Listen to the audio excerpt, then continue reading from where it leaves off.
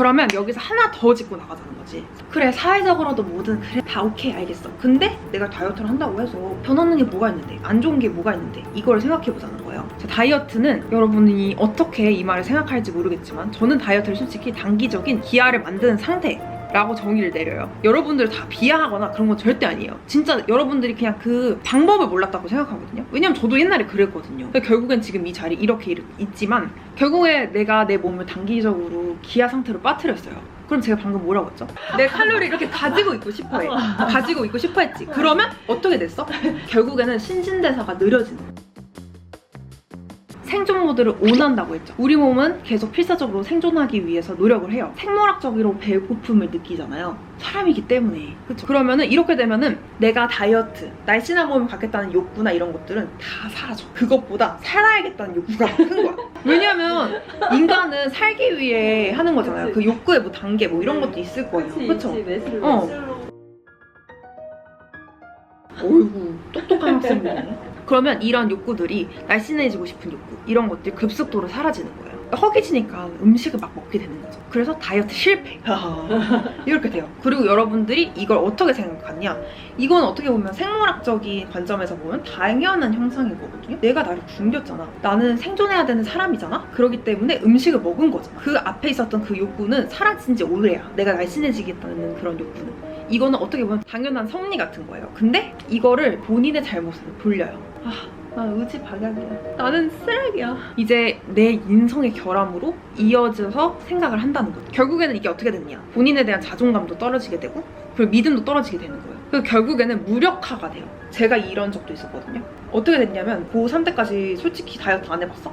해봤잖아. 다양하게 해봤잖아. 근데 이제 내가 너무 많이 실패를 하는 거지. 이제 실패를 하니까 야, 오늘 아침에 다이어트 마음 먹었는데 점심에 또 먹어. 교수님 질문 네. 있습니다. 네. 그래서 도대체 어떻게 해야 된다는 게 잘 것 같아요. 이거는 여러분들이 좀 공감을 하는 시간을 갖는 거예요. 이래서 우리가 진짜 이만큼이나 이 얘기를 논의할 필요성이 있다는 거를 알려드리는 거예요. 학습 의도 들어요. 아직 많이 남았어요. 제가 지금 챕터 1에서 하고 싶은 말은 이거였어요. 다이어트 하지 마라. 다이어트 해봤자, 하려고 해봤자 오히려 체중이 증가한다. 오히려 나 건강해질 수 없다. 이 말을 하고 싶었던 거예요.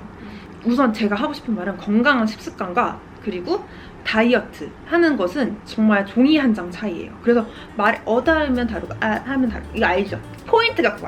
의식적으로 내가 다이어트를 한다. 난 다이어트를 하지는 않아 라고 생각을 했어. 하지만 저칼로 음식을 막 자꾸 그렇게 해. 건강을 위해서라는 생각으로 그런다고 한들 결국에 부작용은 똑같이 온다. 따당.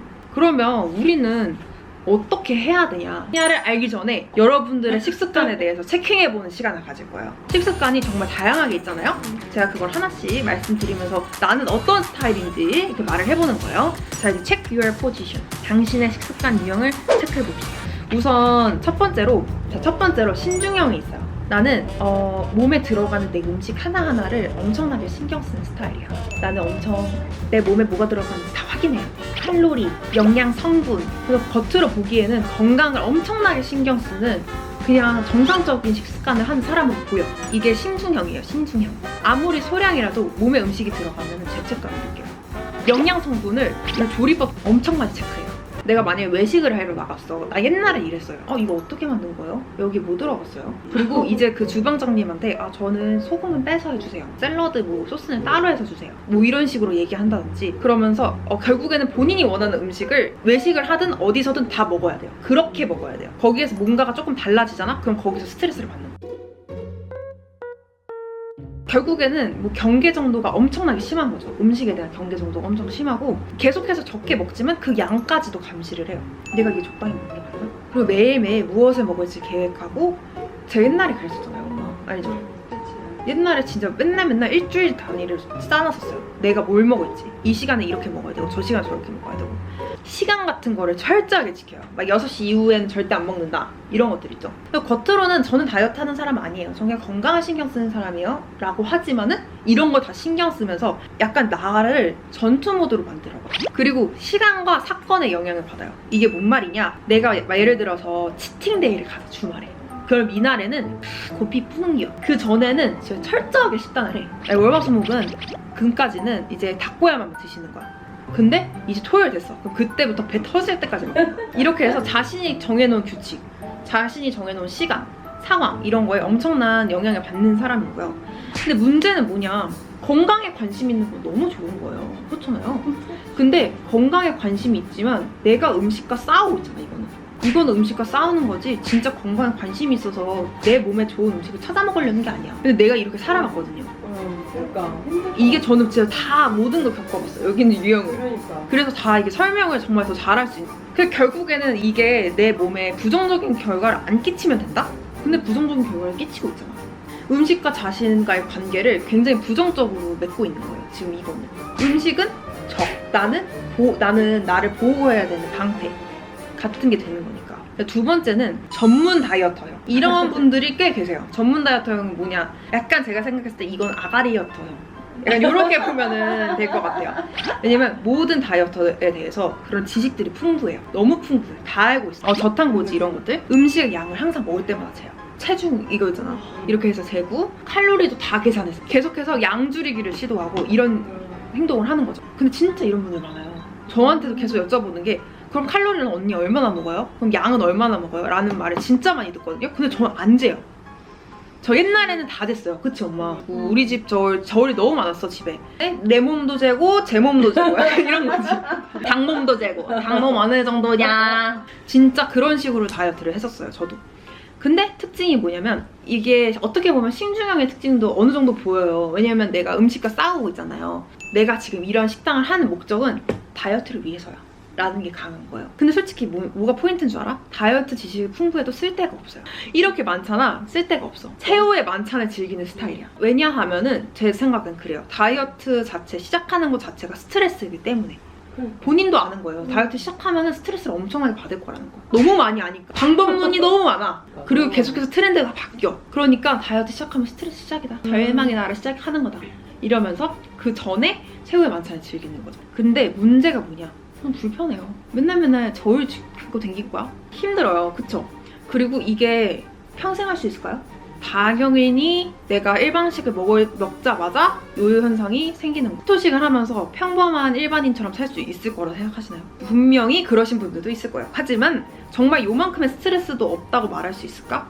라는 생각이 전 들거든요. 섭취량이 부족한 사람이잖아요. 이런 사람은 당연히 더 자연스럽게 과식이랑 폭식으로 이어지기가 쉬워요. 그리고 또 좌절감도 엄청나게 높겠죠. 난 이미 다 알고 있는데 못했어. 얼마나 내가 바보 같겠어, 내 자신이. 그래서 이런 좌절감에 설사야, 이뇨제, 그리고 다이어트 보조제 이런 거에 집중하려고 하는 타입. 결과적으로는 효과가 없다. 결과적으로는 오히려 섭식장애로 늘어날 확률이 높다. 이 타입 같은 경우는. 세 번째로는 무의식형이 있어요. 무의식형은 무엇인가? 다른 활동을 하면서 음식을 먹는 식습관인 거예요. 막 TV를 보면서 음식을 먹는다거나 그냥 무식적으로 난데? 그리고 약간 그런 걸 예로 들긴 하는데 제가 내리는 정의는 이거예요. 내가 의식이 없는 상태에서 나도 모르게 음식을 먹고 있는 유형들. 내가 과자를 먹기 시작했어. 시작했는데 끝이 뭐야 갑자기. 이런 거 있죠. 몰랐는데. 나 TV 보면서 팝콘 먹었다? 팝콘 바닥이 보여. 이게 바로 무의식형이라고 하는 거예요. 그러니까 TV를 보면서 우리가 밥을 먹을 수는 있죠. 얘기하면서 밥 먹을 수 있죠. 근데 이제 내 의식에 부재가 생기는 거예요. 내가 얼만큼 먹었는지 모르는구나. 나도 모르게 계속 먹고 있는 거야. 나 같아.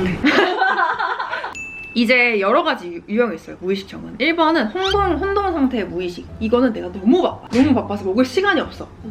그래가지고 공복 시간도 엄청 길 때도 있고요. 내가 먹을 수 있을 때 먹어야 되는 거야. 약간 제가 요즘 가끔 그래요.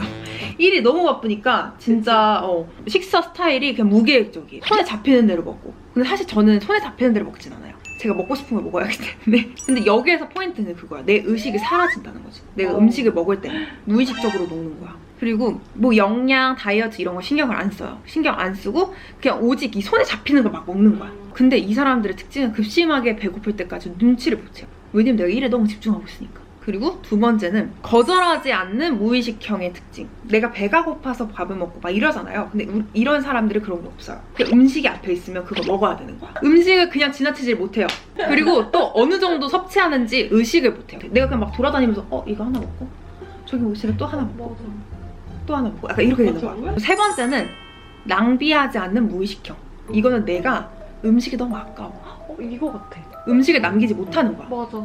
여기 남아있는 게 너무 아까워. 나도 그래 좀. 근데 음식의 가격이 너무 소중히 하니까 남기는 걸 너무 아까워하고 내 몸에 넣는 거지. 여러분 기억하시겠어요? 이 음식 가격보다 당신이 살 뺐는데 살 뺐는데 투자하는 금액이 더 클 거예요. 여러분들 이거 먹어서 맞네, 살쪘죠? 그리고 나서 보조제 사려고 얼마를 썼어? 그걸 생각해요. 헬스장 끊어놓고 안 간 거 몇 번이나 돼. 3달 끊었는데. 자, 그리고 네 번째는 정말? 네 번째는 감정적인 무의식형. 내가 스트레스를 받아요. 그런 상황에 이 감정적인 것들을 음식으로 풀려고 하는 거야. 그렇게 하면서 나도 매운 거 모르게 먹는 거. 나도 모르게 스트레스를 풀려 매운 거 먹는다든지 아니 우울하니까 초콜릿을 찾게 된다든지 이런 식으로 뭐 스트레스, 화, 외로움 뭐 이런 것들을 음식으로 풀려고 하는 유형. 근데 이거는 꼭 좀 만성적인 폭식으로도 이어질 수 있다. 그 문제 여기에서 총체적으로 다 문제는 뭐냐면 내 의식에 공백이 생겨. 내가 얼마나 먹었지? 기억을 못해. 나 오늘 뭐 먹은 거 하나도 없는 것 같은데? 근데 자세히 잘 들여다보면 이 사람 아침에 일어나자마자 아이스크림 먹었어. 약간 이런 사람들을 무의식형이라고 합니다. 자, 그래서 그러면 우리는 어떤 거를 해야 되나? 제가 이제 지향하는 식습관 유형을 말씀드릴 거예요. 그게 바로 직관적 식사 유형이다. 식사형이다. 제가 생각했을 때 저는 이런 식사 유형을 가지고 있어요. 여러분들 계속 많이 물어보시는 게 그럼 언니는 단백질 얼마 먹어요? 탄수화물 얼마나 먹어요? 식습관 좀 알려주세요. 이렇게 계속 물어보시지만 제가 드릴 수 있는 말이 없는 이유가 딱 이것 때문입니다. 저는 직관적인 식사형이에요. 직관적인 식사형이 뭐냐? 자연스러운 식사를 하는 사람들인 거예요. 그러니까 몸이 보내는 배고픔의 신호에 따라서 적당히 음식을 찾아먹어요. 그리고 음식을 먹잖아. 음식을 먹으면서 죄책감을 느끼지 않아요. 또 도덕적인 딜레마 이런 걸 느끼지 않아요. 그리고 본인이 그냥 선택한 음식을 자유롭게 먹는 거예요. 이제 미디어의 압박 때문에 우리가 직관적인 식사형을 가지고 가기가 굉장히 힘들어요. 근데 여러분들이 한번 생각을 해보면 되는 게 직관적인 식사형이 도대체 뭐야? 라고 생각하시는 분들 진짜 많아요. 유아 때를 생각해보세요. 유아 때. 유아 때는 미디어의 압박도 없고 어떠한 사회적인 이미지가 없는 상태예요. 그렇죠. 그렇기 때문에 이 사람들은 유아는 직관적인 식사자라고 볼 수 있어요. 그래서 음식이나 신체가 딱 필요할 때 울잖아. 배고프면 울잖아.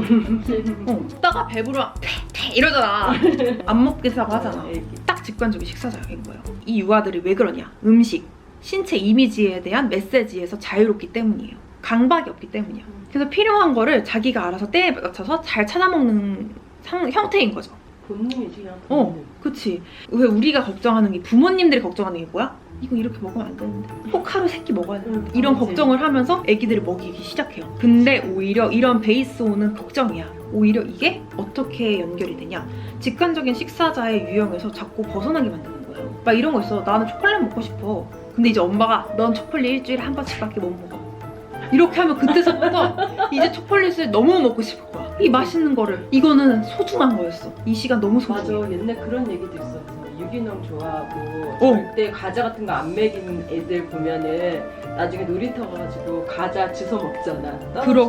그리고 오히려 비만이나 과체중으로 이어지는 경우, 섭식장애로 이어지는 경우가 훨씬 더 많대요. 그런 부모님들 밑에서 자란 아이들이.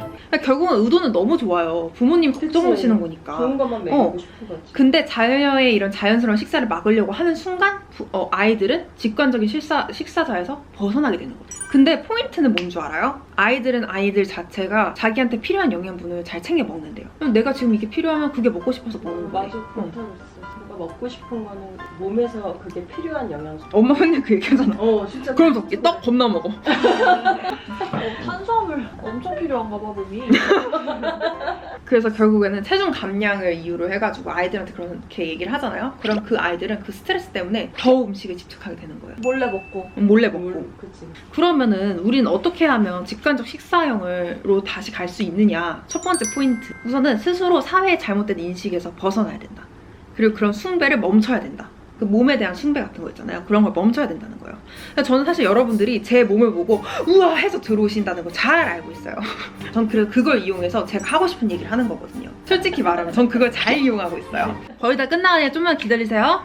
자, 그러면 우리가 이제 뭔 생각을 해봐야 되냐? 우리는 왜 직관적인 식사 그 능력에서 벗어나게 되는가? 사회적인 그런 메시지 때문에. 두 번째 다이어트 때문에. 다이어트를 하면 뭐로 이어진다고? 폭식이 증가하고 오히려 뭐 신진대 사율이 감소하고. 근데 이것들이 모든 게 다 사회가 가진 이미지 때문이야. 자, 세 번째는 또 어떤 생각이 있냐. 미디어나 사람들이 얘기하는 게 건강하게 먹거나 아니면 다 죽는 것처럼 얘기를 해. 이걸 먹으면 고지혈증이 생기고 저걸 먹으면은 막 당뇨병이 생기고 이런 식으로 음식에 프레임을 씌우는 거예요. 내가 또 하나 제일 많이 듣는 질문. 언니는 절대 안 먹는 음식이 뭐예요? 그 말은 어떤 음식이 네 몸에 제일 안 좋은 거니? 음식은 죄가 없어요. 내가 그걸 그렇게 생각하는 거예요. 내가 떡볶이를 그렇게 많이 먹는다고 해서 떡볶이가 나 고지혈증 걸리겠니? 아니거든. 그게 문제가 아닌 거거든.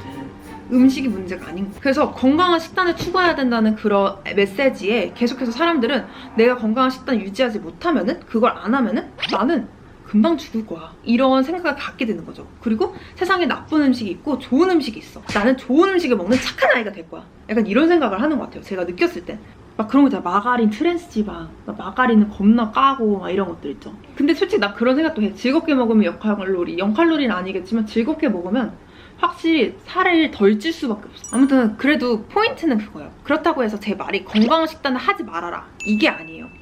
여러분들이 먹는 거에 흑과 백을 나누지 말라는 거. 그리고 여러분들이 이걸 먹으면서 또 죄책감을 느끼잖아. 제가 이제 오늘까지는 이런 유형이 있고 여러분들은 이렇게 해서 직관적 식사에서 벗어나게 된 것이다 라는 거를 얘기를 했어요. 그래서 직관적 식사의 원칙들이 있거든요. 다음 시간에는 그걸 정의해서 여러분께 설명을 해드리도록 하겠습니다.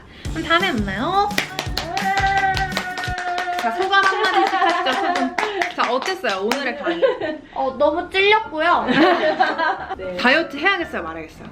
말아야겠어요. 그쵸? 먹고 이제 싶은 대로 먹어야겠어요. 이제 뭐 먹을까요? 저녁 시간이니까. 오늘 방금 전까지 이거 너무 많이 먹어서 못 먹겠어 막 이랬었는데 그래가지고 결론은 이제 직관적 식사를 어떻게 하면 될 것인지 실천할 수 있는 것들을 하나하나씩 알려주고, 지금 제가 이런 생각이 들어요, 이런 생각 때문에 제가 괴로워요 라고 하시면은 그 생각의 기전에 대해서 천천히 같이 찾아보는 시간들을 가지면 너무 좋아요. 여러분들이 제 몸에 헉해서 들어오셨을지라도 저는 다이어트 하라고 절대 말하지 않습니다. 여러분들은 저한테 속으신 거예요. 아무튼 안녕.